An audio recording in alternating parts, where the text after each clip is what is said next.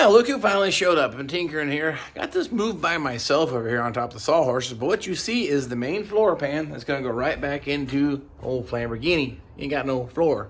Didn't have much of a floor to begin with, but now we're going to fix that problem by installing this one. This is an AMD brand stamping. There is some difference between AMD and OER. Even though in my previous video I said check this out, they all say CHL. There are some differences. I'm going to show you those. I'm going to work on getting a plan to get that convertible bracing, which is recycled from this car. Surprisingly, it survived, and we're going to put it right back into place. Well, let's just cover a quick few things here. Like I said, this is an AMD brand floor pan, one-piece floor pan. Step number one, that's different. This rib stops before it hits convertible bracing. That is correct. For all convertibles, OER, that rib goes a little further, so you have to do some modification. AMD, for 68 and 69, this is correct. Well, we're upside down, remember that though. Where the drive shaft comes through, the drive shaft for the bump stop for the differential, this is radius. It's not flat clear across the back, it actually has a dip to it. That's perfect, that's what you need for 68 and 69. 67 is straight across, so if you get an OER one, it's straight across this opening, and that would be correct. The other thing is it also has these reinforcement plates on it, so that is also correct. Now, what I'm pointing out here is, this is that little lump right here. That's where our bump stop resides for our differential. That is radius. I don't have to modify that for the AMD floor pan for 1968 and 1969. Other than that, the floor pans are about the same. They only work for the most part. Don't have a whole lot of issues. But what we've done here for prep-wise, those are brand new rocker panels. We've fixed up the toe board and torque boxes last go around. Then I went ahead and finished removing the rest of it. And there's, those who know, there's about 7 or 8 inches of frame rail missing off the front of these rails because they're that rusty. Look at that one right there. We have holes going clean through it. These frame rails are definitely toast. Now, when I cut the floor pan out, I cut it just before this part here. So I lay the new one in for test fitting purposes. I can lay it on that. It's going to rest right out here on that radius part, sort of rest on what's left of the frame rails, and then I can start measuring this thing all up and then start putting some screws in it for our final fitment. Again, this is just the way I do it. As you can see, there's not a whole lot of bracing on this car, and that has its pros and its cons. The pros are, I can get in here. I can do all kinds of work. Cons are, I have to take continuous measurements and pull things back into place. So that's one of those things to kind of keep in mind if you decide to go this route with building a car. That's also why I don't cut the whole thing apart. I have no points of reference because right now I can still measure from the back of the seat to up here and so on to see if anything's moving. If I cut all this out, I'm stabbing in the dark.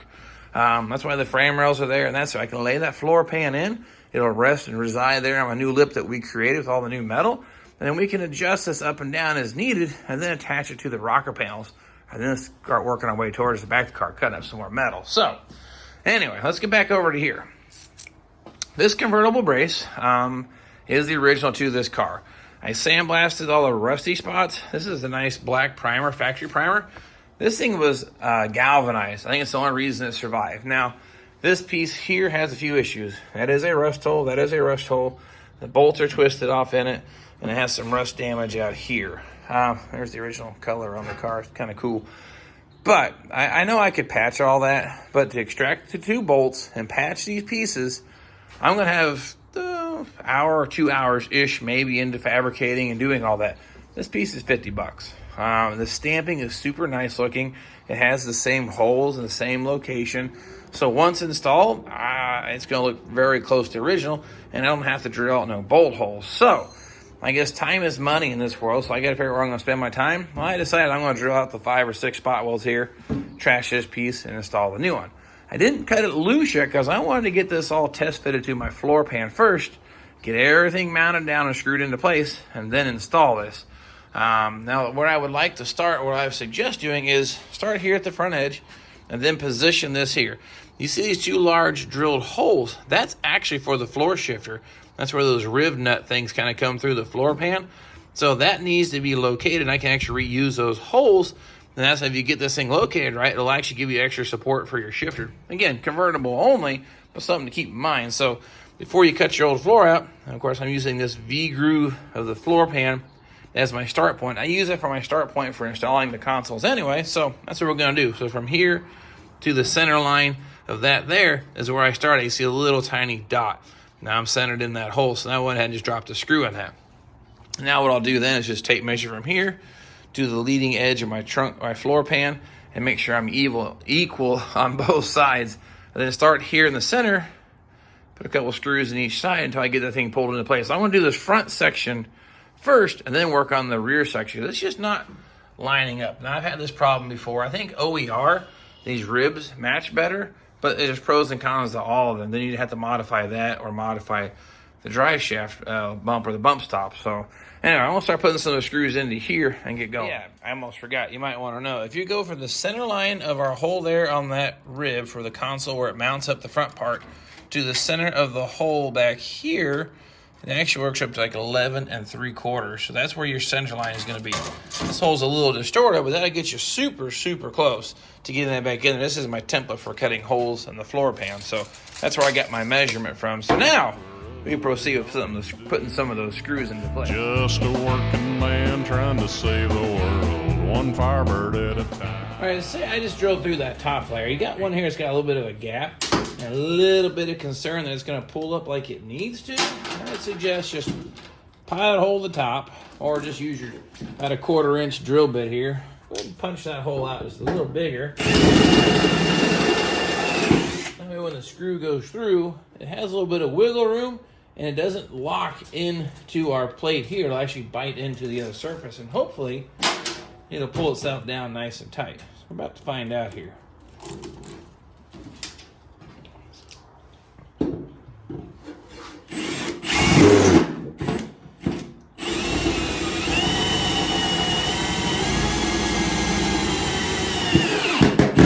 Now look at that. That pulled it up super tight. You see how quick that goes? Now same thing. I'll kind of do the same thing up this side and keep working my way around. Now I'm not covering all this in extensive detail because I've done a video on installing this before, but just in case you don't want to go back and watch it, definitely leave this here X-brace in place while test fitting all that on. This stuff's going to move around. Last thing you want is this not to bolt on. So go ahead and start a few bolts into it and make sure your holes line up as you're assembling, and it should be good. And FYI, the replacement pieces fit better than the factory on these floor pans, because look, the gap just, no matter what I did, just couldn't get it 100%. I got it pulled up, but it just doesn't line up here with these lines. The replacement one fits on there a whole lot better, but that's just kind of probably the nature of the beast. But at this point, I've got it all test fitted, pulled into place. Looks nice. I'm gonna go ahead and basically put all the screws in and start doing all the welding here.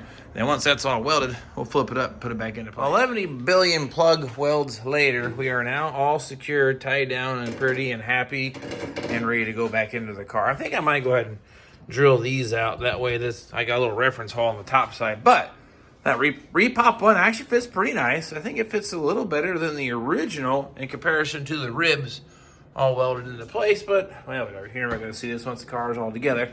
Now I just need to find a place to put this, to call it quits for the seating, because I got to put that back in the garage. So I'm thinking we ought to just go ahead and just lay that right into place. There's no reason for me not to go ahead and throw it in here. So that's what I think I'm going to do. Now, one of the really cool things about being a convertible is no roof. This thing will go right in here from the top, drop right into place. If you had a coupe, you got to bring it in from the bottom if you have the rear frame rail still in it. Bring it from the front there on the bottom, tuck it up into place, make it go. I have no problems. I'm going to pick this thing up, flip it over, slide it right in there. Easy peasy, right? Yeah, well, we'll see.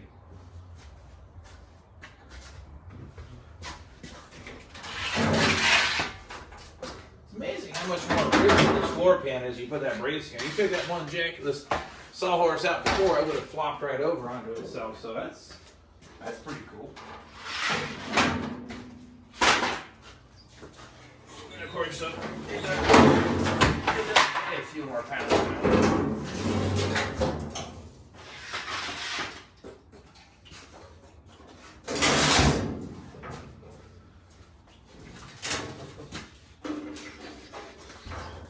And the cool thing is, I don't got to worry about the paint on this car, because that's ugly.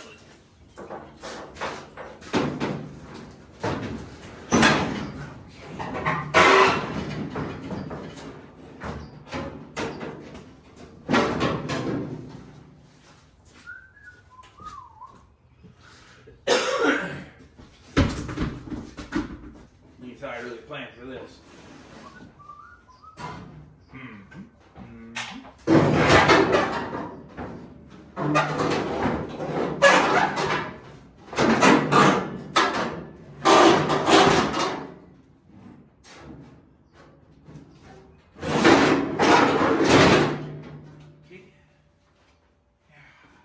Junk in the trunk.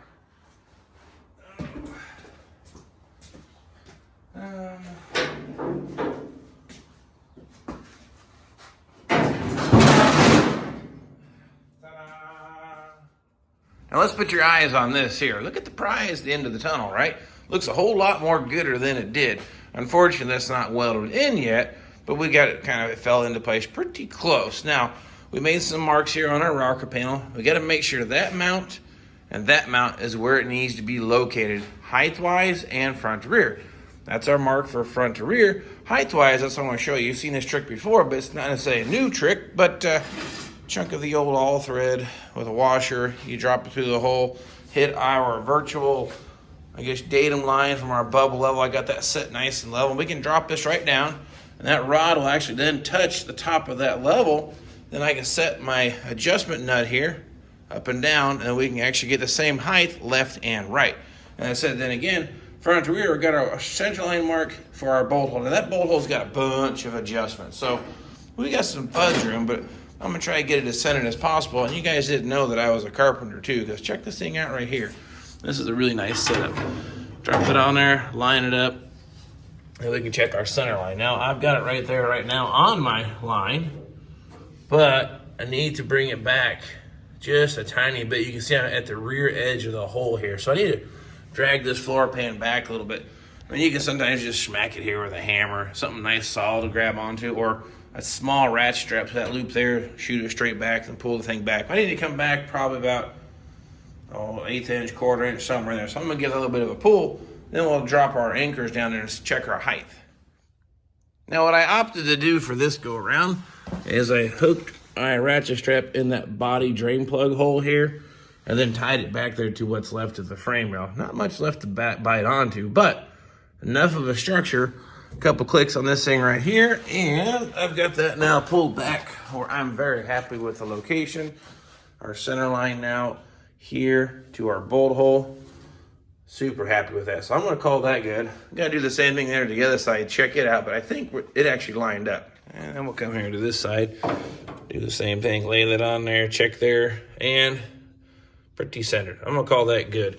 Now what we need to do now is check our height of our holes. And once the height's right, start putting some vice grips or clamps down the pinch weld. That way now I've got my adjustment forward and backwards and up and down. The other critical-ish measurement is back here. This is the rear torque box. It resides right here, that little triangle shape. It's a double layer of steel underneath this part here.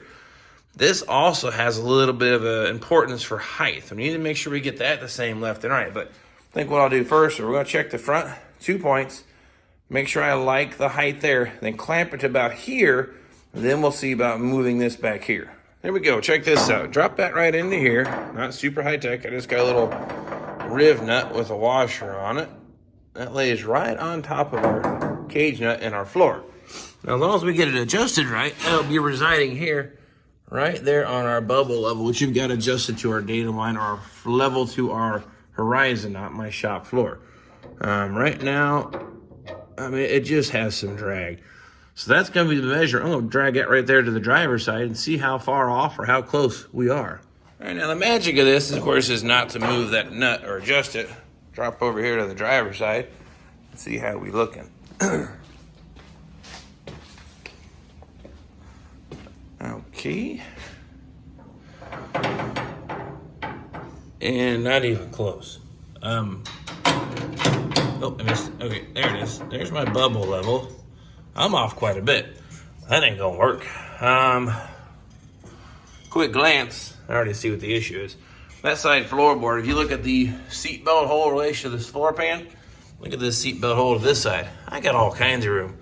I think that side needs to be persuaded down just a little bit. So how about I adjust this side down, I'll match that side there, because this side looks actually a whole lot closer. If you get underneath here, this is something else I want you to see and know, but do not use the pinch weld on the floor pan, that 90-degree bend. Try and get down here. As an alignment tool.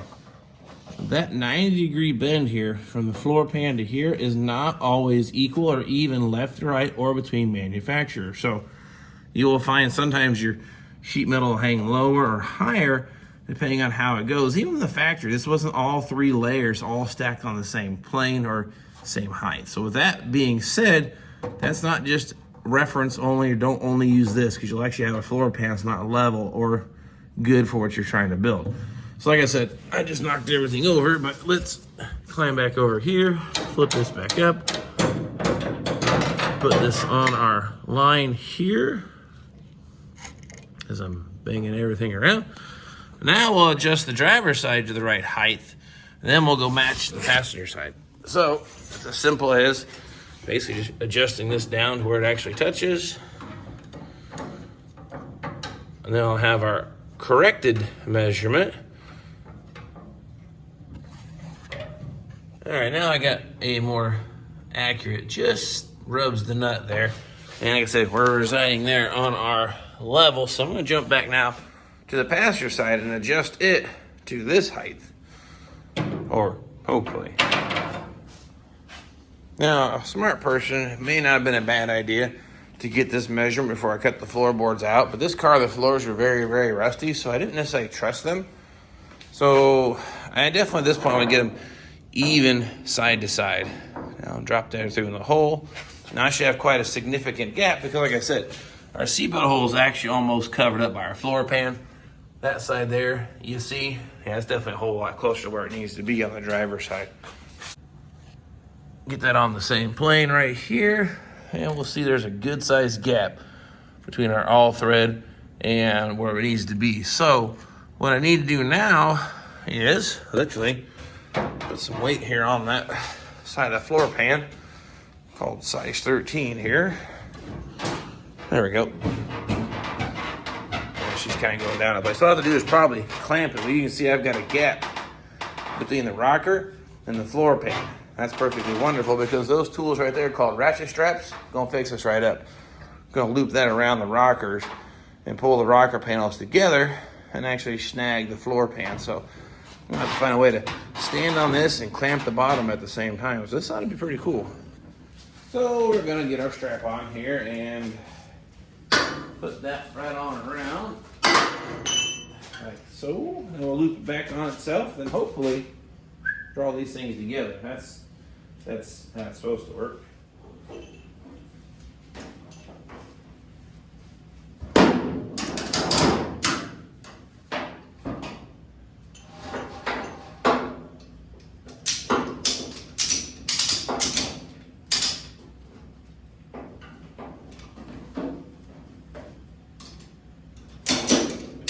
All right, let me show you how that's gonna work.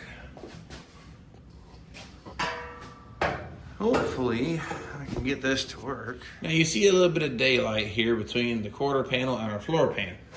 A couple of clickety clicks of this guy here should shut the thing right up. Just like that, bam. Now that gap is closed up. Now we need to adjust our height to correct for our body mount up here in the front. So now that the gap is closed up, I think it's okay.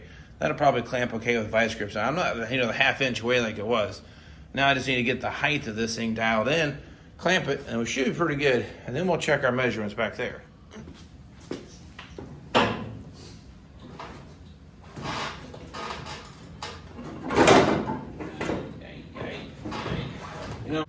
You know how much I try to imagine I can actually gain weight by just thinking about it? I just don't weigh enough. This thing we're falling short by about 1/4 inch. I'm just not got enough mass. I should eat some more donuts, I suppose. If I bounce on it, I can get it. So I gotta come up with a different idea, but that's okay.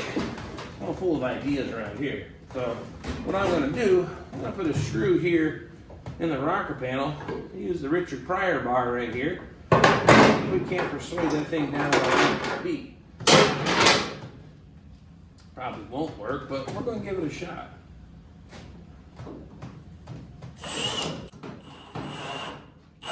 Okay. Let's see if we get some mechanical advantage there. Well, that might have done it. Let me show you what it did. what I've done, ran a screw there, between there, shoved the Richard Pryor bar into here like so. And that definitely brought me down quite a bit. I just don't think we're there yet. So maybe I'll hold this down. One more screw, and I'll go at it one more time. All right, we got screw number 2, and you see it's significantly lower. I actually can pry the pry bar down. It's actually got itself nicely wedged in place. So I got the height that I needed. I guess I probably could have jumped on it, but let's see. Now we are resting on our level, and our washer is just sitting right there. So actually we were a little too low. Look at the gap between the washer and my nut. I've got about a 1/16 of an inch. So I need to actually bring this back up some. Oh, I'm gonna pull that pry bar all the way out. But I'm actually sitting a little too high. So maybe just, oh, there we go. Pull the pry bar out. Look at that. It closed up the gap. I'll tell you, we're just floating. Maybe a 64th of an inch. So need to go down just a tiniest bit. But while I'm messing with this, I seem to have enlarged the gap between the rocker and the floor pan. It's not bad. I don't think I need to use the ratchet strap yet. But I think bump that down and clamp it and see what that looks like. All right, I got that clamped into place. Now I mean, there's a little gap. You can see it there between the base of this, but it ain't a whole lot. Now, poke there, resting on there, clamped here. Now, the sad part was I said don't line up all 3 pieces of metal. It's almost perfectly lined up, and that's where it's adjusted at. So, in this case, maybe this one would have been okay. Those mounts now, I feel, I'm gonna check the other side one last time, but as long as they're both equal at this point, and I'm measuring from our center line here to the center line of our bolt hole, I'm gonna say our front portion is clamped into place. I may put a couple screws into it. All we gotta do then is just check the back here. Last critical measurement is the height of the torque box to our virtual floor or datum line. Now I've got my bubble level leveled up and shimmed. It's ready to rock. What I want to do is literally measure from the floor pan. This is where the frame rail is going to attach. This here's the spring mount bolt, where the actual bolt holds that spring mount for the front. But regardless, this is where our frame rail is going to attach. I want this flat surface to be the same distance to the ground between left and right side. So I'm gonna take a measurement here, then we'll compare it, make sure these are equal. And if they are, I'm gonna proceed with clamping this the rest of the way in, then we can start welding. All right, now the trick is get laying flat on our mount for the frame, then bring it down here to our straight edge and measure where we're at. We're about 11, oh, I get the camera to focus here on the same point. Look at the reflections, wouldn't kill it, but just 11 3/4. Now you're gonna make sure your tape measure is perpendicular, side to side and front to rear. So if not, you'll get an inaccurate reading, because the shortest distance between 2 points, well, they learned you back in school, straight line. So I'm gonna call this side 11 3/4. Let's jump the other side there. All right, driver's side, same thing. We're gonna touch it to the floor pan where our, get my camera to stay there. We're gonna touch it here on the floor where our frame rail is going to reside when it's all said and done. We're gonna check it now to our bubble level or our level line across the floor. It's 11 and 15/16. So we're off by a 1/16 of an inch. I think I can handle that. I'll turn the camera so it looks like everything is nice and perpendicular. That's the trick. So I'm gonna call that good. Now what we gotta do now is proceed with clamping our pinch weld. Let's lock our floor into place, and then we do the game of 11 billion plug welds, but you get the idea of how to get the floor hopefully put in. Oh, a couple more things while I'm still hanging out here on the nice cold floor. The little nubs, the remainder of the old frame rails, I didn't cut those out for the idea. Same thing. This is more reassurance that I'm back in the right location. This is pulled up really tight to that frame rail. There is no gap. So that also gives me another telltale that I am in the right position. Again, this is doing this without a frame jig or a frame table. This is how you do it. You don't cut everything out of the car. You leave some stuff in here for reference. It helps get you going in the right direction. The other thing you want to do, I'll shut the door. Check your gaps again. You've been doing a bunch of climbing around, welding and twisting and pulling with ratchet straps. Did it screw up my gaps? Nope, they're just as crappy as they were before. So I'm gonna call that okay. But those things you wanna take note of before you burn everything into place, because something might have changed. Well, first let's talk about the problem. Besides, this looks really good, a whole lot better than we started with. But the problem here lies our floor pan and our toe board. It's where it needs to be on this end, but you can tell the gap gets wider there. So I need to find a way to pull that corner back essentially, right? Well, I'm just kind of looking and doing some thinking. I know that can get us in trouble, but look right here. Drain hole in the body. That is a ratchet strap. Hook that thing through that hole right there. Drug underneath the car. Come up said firewall. Loop it up here and hook it here.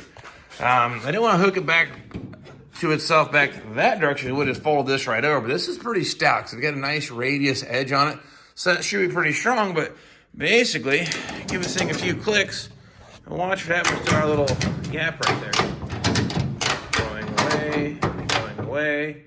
Now that is a winner right there. So I wanted to share that with you. You know, get some creative. I said ratchet straps are your best friends. This is the first time I ran into this snag, so I was kind of excited, and I wanted to share it with you. So there you have it, the Mockingbird. Now, not a Mockingbird. This is the Lamborghini. Been laying on the floor too long. It's 32 degrees out this morning. It's gotten a whole lot colder here in Indiana, so much for spring, right? But anyway, back to this. Floor pan is test fitted. We are parallel. We are level. We are pulled up tight to the rocker panels. Go ahead and put the front ratchet strap in. It had just a little bit of a gap. I wanted to pull it in really tight. Keep things looking really sharp. So I'll work on getting that all welded in. I don't feel there's anything, let's say, out of the ordinary welding that in. Same technique. You drill all your holes, do all your plug welds, dress the welds as needed, and move on. Then once that's done, we'll go ahead then and install the front corner convertible braces. Goes underneath the floor pan there on the front, one for the left, one for the right. Then you have your seat bases that go in. You've also got the braces that reside back here on the floorboard for convertibles. That AMD does not have those installed prior to OER. I forgot to mention that. They're already welded in. And if you have a coupe, won't hurt a thing, leave them on there. It gives a little more rigidity. But technically, they didn't come on a coupe. But OER likes to weld them in place. AMD, well, a couple more spot welds or plug welds, whatever you want to call them. So I'm going to work on doing that. And if I find something I think, oh, I need to bring it to your attention, I'll grab the camera. If not, I'll get this all burned in, all that settled and ready to go. And then we'll keep working our way back to the back of the car. So getting real close, doing some frame rails, wheel wells, quarter panels. You see, that's all going to come together. And my parts pile is getting a whole lot smaller. Still a mess over there, but it is getting smaller nonetheless. Appreciate you following me on the journey of the Lamborghini.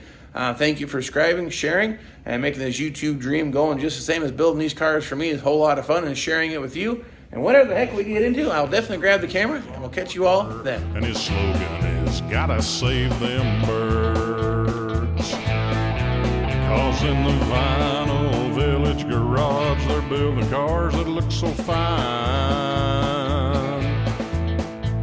A man named John built a Firebird 67s, 8s, and 9s.